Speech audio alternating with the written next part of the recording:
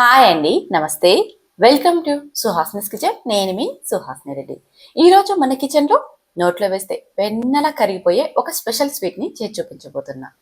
ఇది చేయడం చాలా సింపుల్ అండి. పర్ఫెక్ట్ కొలతలతో ఎలా చేయాలో స్టెప్ బై స్టెప్ ఈ వీడియోలో చెప్తాను.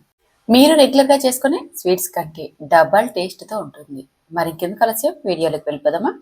ముందుగా ఒక బౌల్ తీసుకొని అందులోకి ఒక కప్పు బొంబాయి రవ్వను వేసుకోవాలి. అదే కప్పుతో 2 కప్పుల చిక్కటి పాలను వేసుకోవాలి.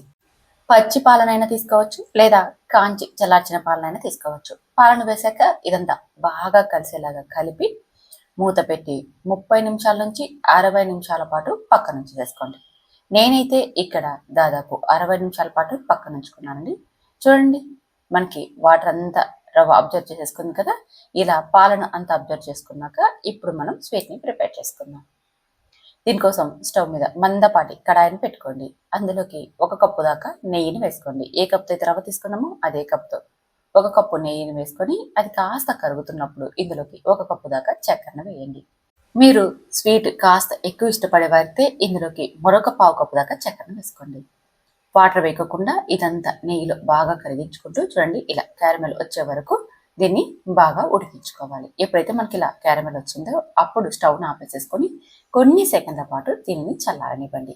చాలా వేడిగా ఉన్నప్పుడు మనం రవ్వ మిశ్రమాన్ని వేసామంటే ఆయిల్ చిటుపట్లాడుతూ మన చేతుల పైకి అలాగే ఫేస్ పైకి ఎగిరే అవకాశం చాలా ఎక్కువ. అందుకని పూర్తిగా మంటను ఆపేసి కొన్ని సెకండ్ల పాటు అలా ఉండనిచ్చామంటే నెయ్యి కాస్త చల్లబడుతుంది. ఇప్పుడు ఇందులోకి మనం రవ్వ పాలు కలిపిన ఆ మిశ్రమం ఉంది కదా, అది వేయండి. చూడండి, నేను కొన్ని సెకండ్లు స్టవ్ ఆపేసినా సరే ఇంకా నెయ్యి చాలా వేడిగా ఉండడం వల్ల మనకి ఎలా చిటపట్లాడుతుందో, అందుకనే మీరు కేర్ఫుల్గా ఇది మిశ్రమాన్ని వేసుకునేటప్పుడు ఉండండి. ఇప్పుడు అదంతా వేసుకున్నాం కదా, మంటని పూర్తిగా లో ఫ్లేమ్లోనే ఉంచి ఇదంతా బాగా కలిసేలా కలపాలి. అలాగే మంటని మీడియం ఫ్లేమ్లోకి లో ఫ్లేమ్లోకి అడ్జస్ట్ చేసేసుకుంటూ చూడండి, ఈ విధంగా అంతా ఉడికి దగ్గర పడేంత వరకు మనం కలుపుతూనే ఉండాలి. ఈ మిశ్రమం గట్టిపడి నెయ్యి సపరేట్ అవుతున్నప్పుడు మీరు ఒకసారి చెక్ చేసేసుకోవచ్చు, ఇది పర్ఫెక్ట్గా రెడీ అయిందా లేదని. చూడండి, మనకి ఎంత పర్ఫెక్ట్గా రెడీ అయిపోయిందో ఇలా ఒకసారి చెక్ చేసేసుకున్నాక ఇప్పుడు ఇందులోకి కొద్దిగా ఇలాచిని కచ్చపచ్చగా దంచి వేసేసుకోండి. అలాగే మీ దగ్గర ఏ డ్రై ఫ్రూట్స్ అవైలబుల్గా ఉంటే వాటిని కాస్త నెయ్యిలో వేయించి వేసుకున్నారంటే టేస్ట్ చాలా బాగుంటుందండి. నేనైతే ఇక్కడ ఎండు ద్రాక్ష అలాగే ముంత మామిడి పప్పును కొద్దిగా వేయించి వేసేసాను. ఇలా వేసుకున్నాక ఇదంతా ఒక్కసారి బాగా కలిసేలా కలిపి సర్వ్ చేసేసుకోవడమే. ఇలా ముద్దకైనా చేసుకోవచ్చు, లేదా మనం ఇలా పొడి పొడిగా అయినా సరే సర్వ్ చేసేయచ్చు. ఎంత రుచిగా ఉంటుందంటే ఒక్కసారి మీరు టేస్ట్ చేశారంటే ఈ రెసిపీకి ఫ్యాన్స్ అయిపోతారు. అంత రుచిగా ఉంటుందండి.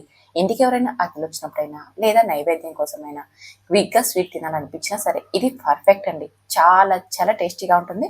ఒక్కసారి ట్రై చేసి టేస్ట్ చేయండి, మీకు ఎలా కుదిరిందో కామెంట్ చేయండి. ఈ రెసిపీ నచ్చితే ఇలాంటి టేస్టీ వంటకాల కోసం సుహాస్నిస్ కిచెన్ని సబ్స్క్రైబ్ చేసుకోండి. Thank you for watching.